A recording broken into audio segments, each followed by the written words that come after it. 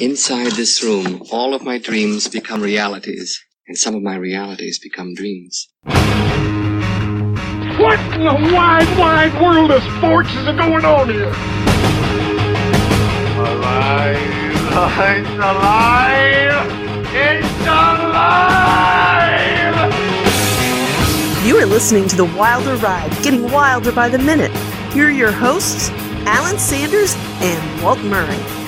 And welcome back, everybody, to The Wilder Ride, getting wilder by the minute. It's a podcast where we break down and celebrate the films of Gene Wilder 1 minute at a time. And we're in the midst of season 1 where we are looking at the film Young Frankenstein. I'm your host, Alan Sanders. And I am Walt Murray, your co-host. And before Dr. Frankenstein can send Igor to look for Contalini's hand to build a monster number 2, we are joined in studios by two folks who know exactly what happened to his hand. We've got Rick and Julia from the Mad Max Minute. Welcome back, guys. Hello. Thank you for having us. Yes, thank you for inviting us back. Well, we appreciate you guys being here. You guys know all about crazy characters and people and madcap zaniness, and we are in certainly some of those minutes here. So we wanted to have your expertise to lend to the situation. When last we left, yesterday, Monday, we were seeing the good Inspector Kemp addressing the town hall meeting, and he left with the words to pay a little, and now we know what. A pay a little visit on the good doctor is where we start. And we end with Igor reminding us about some fatherly advice passed down to his son as a young hunchback. So let's start with the opening. He's going to go pay the doctor a little visit. And I think we were talking yesterday, and Julie, I'll go to you first on this one. It shows that the inspector at least isn't jumping to the conclusion, even though he had his arm ripped off and may have lost his eye to one of the monsters, and even though we've known that there's 5 different times that the Frankenstein castle has led to some serious problems in the village, he's willing to at least give the new young Frankenstein a chance. He is, which is good of him.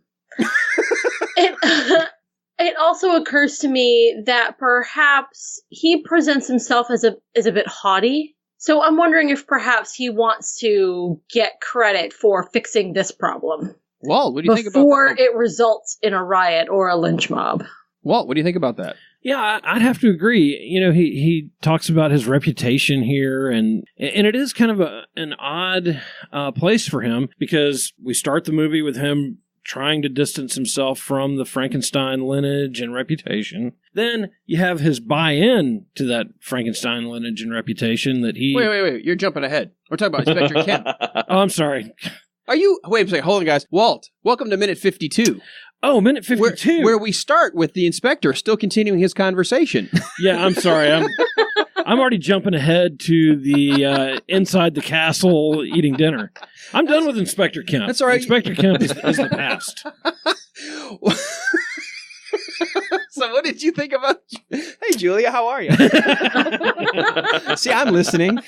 Sorry, I was distracted down a rabbit hole here. Well, what did you think when she said that maybe this was his way of he's got sort of a haughty, kind of a pompous attitude. Maybe this is his way of saying, if I go take care of diffusing this, I can take credit for it. No, I agree. And I think that he is very confident in his abilities. And, you know, a lot of law enforcement folks are that way, but I think Inspector Kemp has kind of been down the hard road of being in law enforcement and dealing with all the things that military and law enforcement man would. And he knows that his trip out there is going to either solve everything or set everything in motion to get it solved. Yeah, I don't think this is a guy who likes to defer decisions to other people, and he's going to go in there and figure it all out.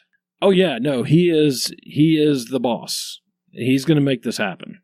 I mean, maybe I'm just hearing it wrong, but by choosing the dialect, the accent that he's going to deliver, I'm curious why he announced to the entire crowd that he needs to take a number 2 at the very end. He's taking a little shot. Am I the only one who heard it that way? No, Oh, no, definitely not. Yeah, no. We're with you. It's just an interesting choice. It's almost like you're getting away with the word there, even though he means chat. Give a little shot. I can't control him. I don't know how little or big it's going to be. Yeah, no, it I'm is making what it everybody is. uncomfortable in the room. But that's your gift. That is I am blessed. I am blessed. Well, we do have one of those, the typical Merry Melodies cartoon fades here where we go into the disappearing circle and then the circle opens back up. And now we are in a wide shot coming from almost the staircase looking down into the dining room where our three characters, Dr. Frankenstein, Inga, and Igor, are at dinner. And this is just on the heels of this crushing disappointment to the doctor. Yeah, and, we see here I love the set. I really do love this set, and I love those wide shots because we're now seeing a different angle to that room that we haven't seen before, and it is just amazingly ornate, and again, we really appreciate the detail that they went to when they designed this set. Yeah, guys, you are joining us for the first time this week, seeing this. What are your thoughts about seeing such a long, wide shot and such an establishing shot that stays in place for so long? I mean, this is certainly not modern filmmaking techniques. And then what did you think of some of this set design for the interior of the Great Hall of the Castle von Frankenstein? Well, I definitely love the open concept of it. It's very modern. Well, no, I should say that open concepts are more aping the idea of the Great Hall found in ancient castles like this. But I'm looking at that and I'm thinking, oh, that reminds me of some of the McMansions that I used to see when I lived in Vegas. These large open spaces with little dining nooks and grand living spaces in the middle there. I was like, oh, that looks nice. I'm sure that's way overpriced nowadays. It's like a great place for a party. Oh, absolutely. Definitely has its feng shui set correctly. You don't see the staircase leading out the front door. It's buried further off to the side, so that way you've got complete open air, and you just kind of make your way through when you're planning to reanimate the dead. Yeah. I did imagine there would be more tapestries, though. They are very kind of tapestry-free here. Yeah, tapestries? It is a castle. There will be tapestries. This sounds like rule. It sounds like we've just all of a sudden dived into the Last Crusade. Yeah. Yeah, here to see the tapestries. Well, if you're a Scotsman, then I am. What does he call himself? Mickey Mouse. I am Mickey Mouse. Yeah. All right. Well, we have a moment here, and I like how they set this up. It's a real far shot, but we eventually come to the dining room table, and I love Inga here. Inga has just such the sweetness and the naivete, but she cares, and she's so worried that the doctor, I mean, he's in a bad mood, he's in a bad place, and you just need to touch, you haven't even touched your food. And then he turns completely infantile and does what any parent is familiar with, unfortunately, and he, smashes his food and flips his hands over and, there, I've touched my food. Are you happy? It's sounds like such a mom thing. And then when I saw him do this, I crack up every time I watch him do it. Yeah, I still do. This scene always gets me. I always feel bad for Inga because she gets that look on her face, and it's not quite droopy dog, but you almost imagine that in her head she says, "I'm never happy." She does. It does come along the line of almost a little hurt. Like I wasn't trying. I was just trying to be helpful, and she definitely does almost a little lower lip pout. Julia, I love how subtle it is because I definitely read hurt on her face, but she's not making a big deal of it. She's just having her emotions, sitting there quietly. But okay, I definitely see the humor in this with him grabbing the food. But seriously. Man-child, grow up. And that was exactly what I was going to ask you. Egomaniac. That is exactly what I was going to ask you, is what your thoughts were about his response as a woman. And yeah, okay, so they had one disappointment. How long has he been working on this, reanimating a corpse? Not that long. He is a scientist. He should know better than to take one evening's failure that's not even a failure. Nothing happened. Nothing failed, just nothing happened. And completely just implode because of it. We did actually, we talked about that last week when we realized with our guest that this isn't very scientific to just let one. How do you know you did it right? How do you know you had the right electricity? Maybe you didn't have the right body. I mean, how do you just melt down on the very first sign that things didn't go exactly as you thought they would? Yeah, you got to think of the great inventors and engineers of our age. Like Tesla spent his entire life trying to figure out how to transmit energy wirelessly. And You think of Edison. Edison spent his entire life stealing inventions from other inventors. I mean, that had to have taken a toll on his stamina. That is tough. Wow. That is tough to do. Wow. Well, are we going to go AC or DC? And he liked DC. I mean, preferably we go both and have a real good time. Well, hey, Walt, remember, I had an issue with that when we started talking about what the heck are they doing trying to harness lightning when they've got a generator that's obviously putting out AC? That doesn't mix so well. Yeah, it's Frankenstein. So these guys, so apparently all the science goes off the rails once you head to Transylvania. Yeah, but you still have the, Julia, what did you call him, a man-child? Yeah.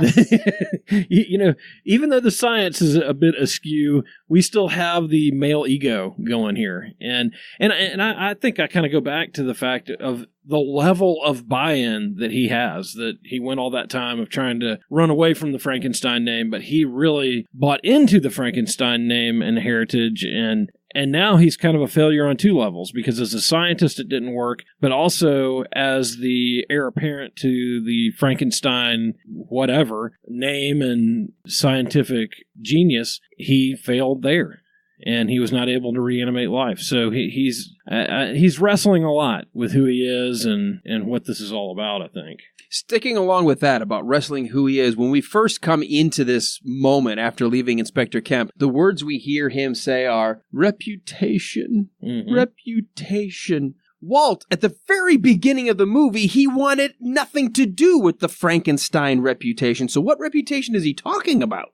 Well, the gentleman who we affectionately call Brainy Smurf from one of the opening scenes, the student there in his class, he was kind of blistering him over, aren't you Dr. Frankenstein? Aren't you part of the family that? And really letting him have it. So I think he really has a lot invested emotionally in making this work. Now that he's kind of dove in the deep end, he sees this as now his life's work as well, and sees it as a failure. This goes back to what Julia just said. He's been at this maybe 2 days. How can this be his life's work?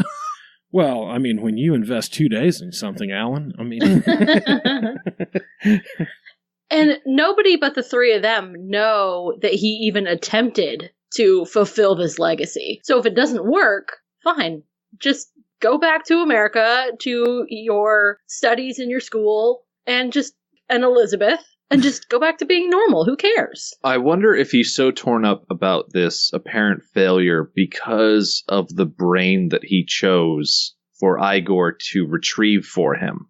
Now, there's a detail of that plan that Frankenstein was not clued into before the fact, but he's probably sitting there thinking, oh, I put the brain of this respected individual into a giant hulk of a meat sack, and because my experiment has failed, I have wasted that brain. Well, that's probably why he's so tore up about it. Interesting. Because he destroyed a brain, and that's incredibly unethical. Well, it only just nothing now about this experiment is ethical. Yeah. Now, interesting you bring that up, Rick, because in the original script, and they cut this out, right after the whole thing, you haven't touched your food, and he does his little hand things there. Now I've touched it. Happy? He says, how can you, this is all cut out now, but this was, they originally shot it and part of the original script. How can you expect me to think about food when that poor creature is lying there lifeless? That's Hans Delbruck lying there. Don't you understand? That's not just any Tom, Dick, or Harry. That's Hans. And Inga says, but Frederick, what more could you have done? And Freddie says, I don't know. I don't know.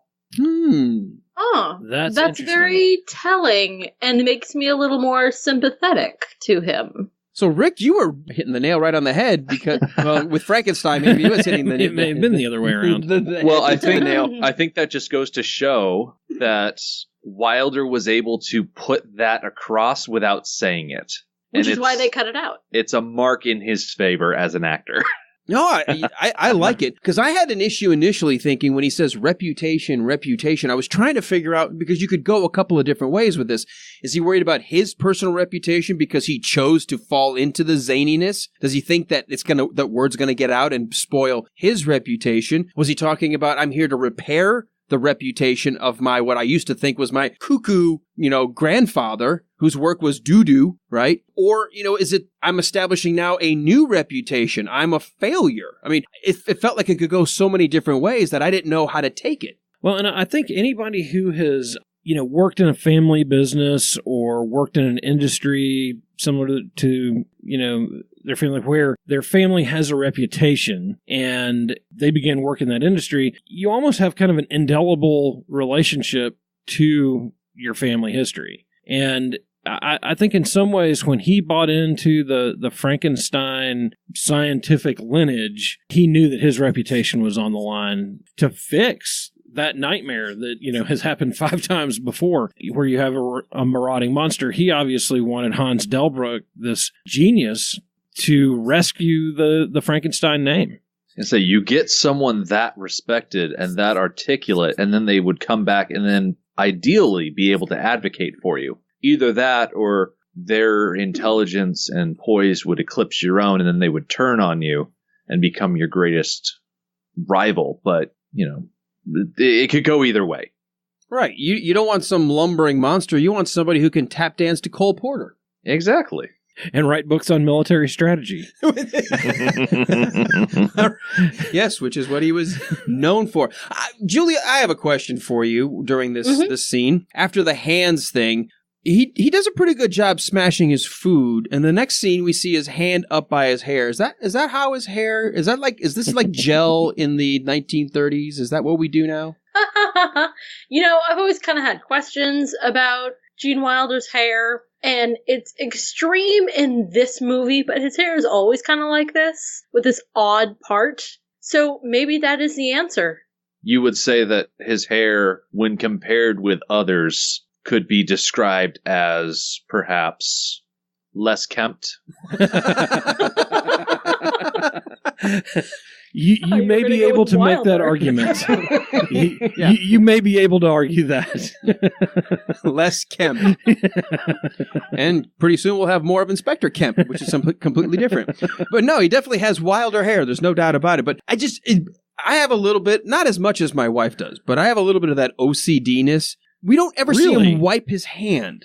He's just gotten done basically making, mincemeat out of his food with his hands. And the next shot, he's gone back to putting his hand on the side of his head and he's ruminating, oh, what have I done? What could I have done? This is horrible. Woe is me. Like, when did you wipe your hand?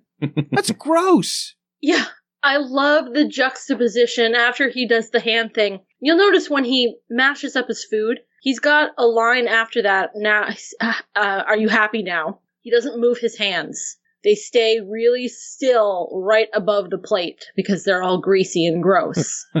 Right.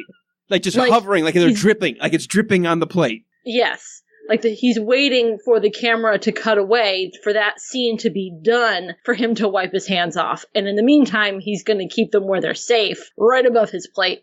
But then we go over to Igor, who has his napkin up around his neck, which is a little silly, but it's clean. It's okay. Yeah, sure. And he dabs his mouth so delicately. We get the juxtaposition of somebody who's being super duper neat with their food. And Igor's supposed to be Frankenstein's intellectual inferior. He's the servant. He's the assistant. But in this case, in the cleanliness and the manners, he is Frankenstein's superior. So Igor is the Al Borland to Frankenstein's Tim Taylor. Yes. Gotcha. There we go. Exactly. Excellent. We get an interesting moment here. And this, to me, goes back to why I love Gene Wilder so much. Because in the space of literal seconds, he can go from manic to just heartfelt and warm, and you just feel for him, and he has such a genuineness in his delivery that after Igor says, it kind of reminds me of what my dad used to say. And he just lets it sit there, and you've got that pause, and he kind of says, okay, maybe I am acting like a child, so what did he say? And it's so like, aw, setting up, unfortunately for him, the joke, because he's thinking it's going to be this nice little bit of advice to help him in his period of hurt and his period of like angst and his depression. And we get this line, What the hell are you doing in that bathroom day and night? Get out of there and give someone else a chance. Yeah, you went from him being ready to grab the psychological life ring to getting thrown an anchor. Which, by the way, harkens back to minute 15. Yes. When I told you guys what the couple was arguing about on the train, both the American train and then translated into the German train, that's exactly what they were arguing about. What are they doing in there day and night? Yeah, I pose that it's the same family, that the German folks in the train are Igor's family. Oh my God, somebody said that in minute 15. I think it was, did that you say is that? funny. I don't think I said that. I think Susan said that. Maybe. So we had a guest in studio. Someone had said, maybe this is Igor's parents. That is really funny that you would say that. I mean, that is really funny. Wait, are you insinuating that Igor was in there taming Frankenstein's monster?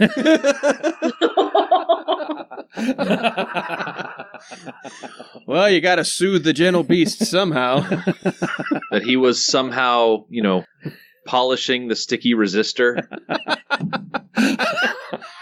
He was manning the knobs. Just like, I'm checking out. I'm checking out of this one. See, you put my wife in here. She's like, oh my God, if you're heading down this path, I'm done. Yeah. Yeah, and how is it that the 2 times that we've had this discussion, we've had women on the show with us? We apologize. Well, it probably comes up actually in every minute, but it's not pointed out to us. Does. Yeah, and again, it is a very Mel Brooks joke. It is a very, kind of... well, you say it's a Mel Brooks joke, but I think everyone's identified. Well, at least I admitted it. I don't know if you didn't, but I admitted my dad used to bang on the door and even if I was not doing anything inappropriate besides actually using the bathroom, maybe I'm reading a comic book or something. What are you doing in there? It doesn't take that long to rub one off. I'm like, oh my God, Dad. It's kind of one of those things, it's almost a universal truth. Yeah. Well, it could also be, I'm not familiar with the, how do I want to put this? The cuisine of the area, but maybe there's not a lot of fiber in their diet, so it might take a while to achieve a passing of some kind. To have a chat? Exactly. To have a little shot? Well, and in many monasteries, it was the reading room that they went to, and they had a small library in there for... well, has that changed today? You were going to be a long time. No, not at all. But instead of the Sears catalog, I'm just looking at Facebook. Right. Take our phones with us. Yeah, my legs are going numb, but I've got just one more post to get caught up on. Dear Lord. I mean, just because he's taking a long time in the bathroom doesn't mean he's playing the Lonely Undertaker. Right. Right. He could be taking the Who Were You in a Past Life quiz. Exactly. Just giving away inadvertently his private information to some advertising firm in Oklahoma. It seems perfectly reasonable to absolutely. me. I mean, why does it have to be something naughty? Exactly. Exactly. Back when I worked retail, I would take 10-minute bathroom breaks because that was the only time that I could be alone and somebody didn't need something from me. Mm-hmm. That's and how I could just be. Well, yeah. I've got go ahead. If you are constantly beset by family members and all you want to do is just decode the secret message from the radio program, sometimes you've just got to go into that bathroom, close that door so you can use your decoder ring. Hey, I have got a house full of women. I have 4 daughters and a wife. Trust me, my only fortress of solitude, unfortunately, is the manly throne. It's always really disappointing, though, when the secret message just turns out to be an advertisement for Nestle Quick. I think we're out of season for that joke, but I think people order sea monkeys. No, to tie it into this movie, Ovaltine. Today's secret word is Ovaltine. Yeah, I just remember how mad I was when I found out that one of them in a Superman comic said, "Buy sea monkeys." I was so it led you to another ad. Pissed off. You actually did buy the decoder ring in the comic books? A friend of mine had one. I don't know how he got it, but he was like, "Oh yeah, now we can decode things." So I'm looking at. I think it was Tom, in fact, the same guy you went to watch the bad all movies. the movies with. And so I don't remember how somebody ended up with one, but yeah, we were looking at one. We were like, "Buy sea monkeys." That's what the code is? You got to be kidding me. See, I fell for the X-ray glasses because I had seen Superman as a young kid, and he could see Lois Lane's underwear when she walked out from behind the lead planter, because she asked what color's my underwear, and he goes, well, I can't see through lead, and then she walks out, and he's like, oh, pink, or whatever he says, and I was like, oh, if I get these, I could do the same thing as Superman, and I could see through women's clothes, because as a male, that's what I cared about, and it didn't work. I was so disappointed. I'm very surprised by that. Yeah, it didn't work. It seemed like such a legitimate ad. Oh, yeah, I fell for it. Like, see-through clothes. I'm sorry, my 16-year-old brain has come back to the front. Does it ever go away, really? No, it does not. It doesn't really ever go away. I want to go back for a minute as we start to kind of wrap up, because we did have this beautiful moment where Igor just once again, and the setup of it was beautiful, but there was some dialogue also taken out, and there are times where I think it's good they took the dialogue out. Some of the footage and some of the writing didn't need to be in there, because I think sometimes it tells too much. And it goes back to Inspector Kemp when he says he's going to pay the doctor a little shat, or to have a little shat. One of the villagers actually steps up and says, but sir, meaning no disrespect, but what if during the course of your little shat, you should find out that we was right all along? What do we do then? And Inspector Kemp says, we'll kill him. Really? That's so cut and dry. Yeah, quite to the point. Yeah. Yeah, kill him. So I'm kind of glad they left that out. Well, I would have, having grown up in a law enforcement family, I would have to say that would be fairly an accurate accurate description. I mean, I know that I tend to be, as a private investigator, a little bit blunt and jaded. So no, that line would ring true for someone in law enforcement. Maybe not what everybody else in the world wants to think about with law enforcement. But well, you're not in law enforcement technically. No, but no. You're a PI. I'm around it all the time, and so. But no, that would be a pretty standard thing for a law enforcement person to say. Just very blunt and to the point of, yeah, here's how we're going to handle it. Justice is going to be served. Speaking of justice, I feel like Frankenstein should have the ability to defend himself in some way. Maybe like Kemp and Frankenstein, they can take a step aside from the situation, maybe go into a designated area and just have it out.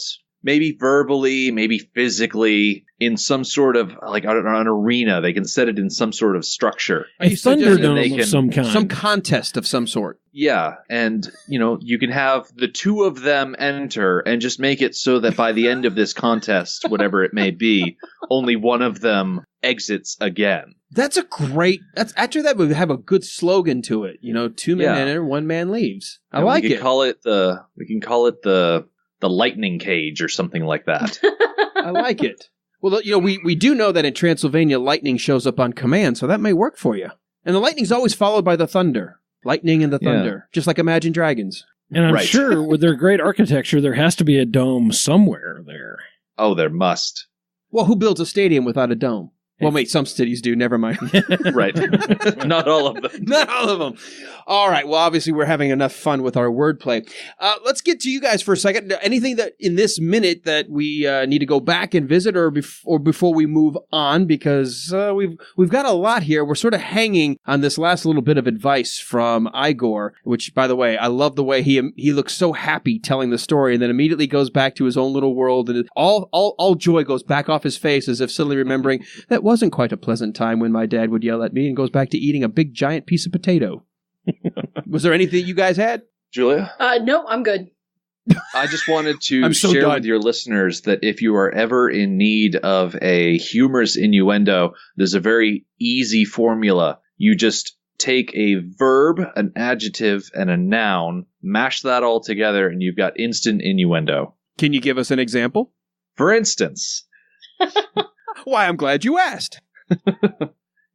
If you're sitting on a train and a couple are arguing about something that a boy is doing, you say, oh, you know what? He must be tossing the petulant dwarf, or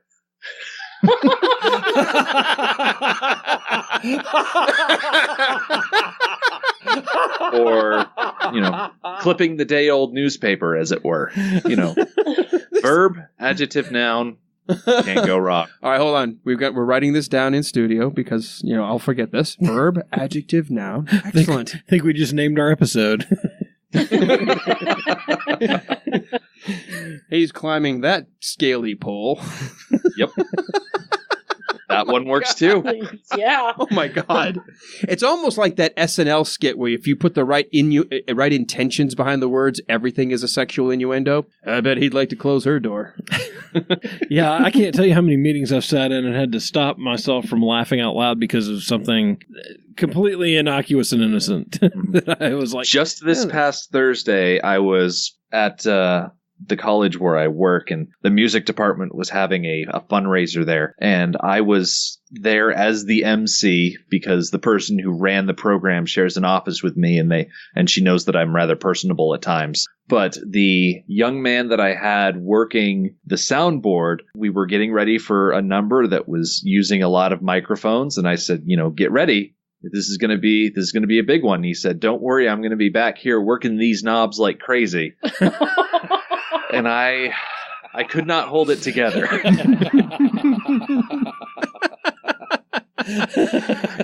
Oh, nothing like working the knobs like crazy. But how will you do with that's the only way you sound? can make them pop. Sorry. You should never.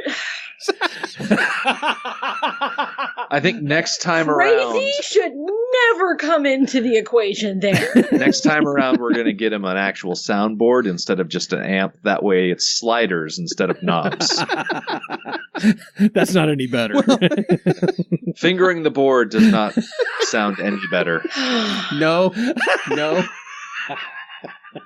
You know what? As long as you do it with care and skill instead of just all crazy like, then call it whatever you want. See, the bad part about the situation is that the cables that we were working with weren't long enough, and so he was essentially on stage behind the performers at all times. It was very awkward. So, next time we do it, I'm going to bring some different equipment so that way we can actually put the sound guy, in a position where he can actually hear what's coming out of the speakers. That would be really helpful. Yeah, maybe behind the audience or something like that. Someplace more appropriate. Oh my Lord. I am crying in studios. This is so much fun.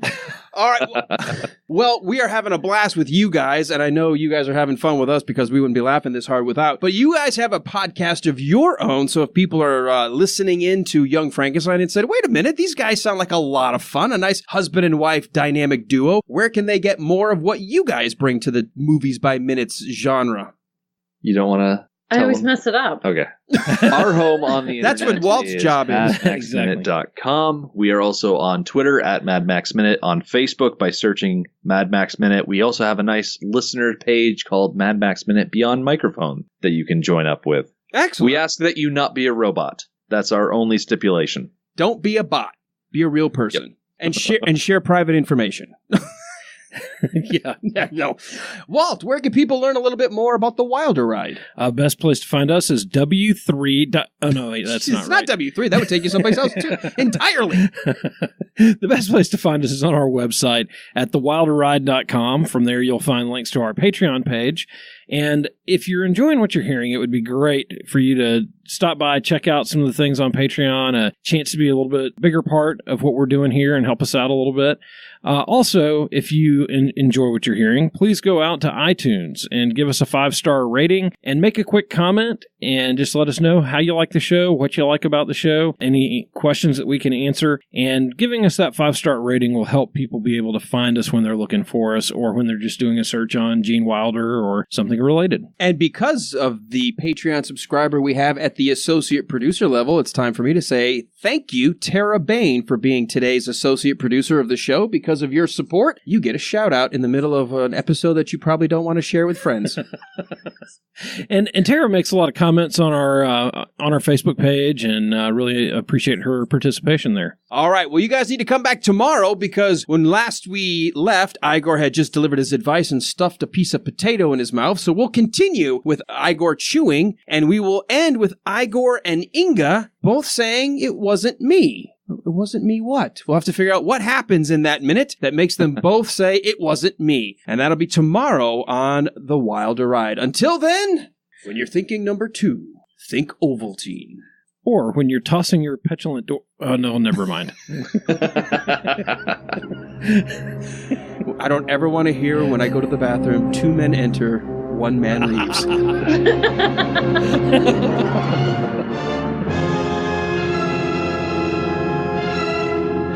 Now when men get to fighting, it happens here. And it finishes here. 2 men enter, 1 man leaves.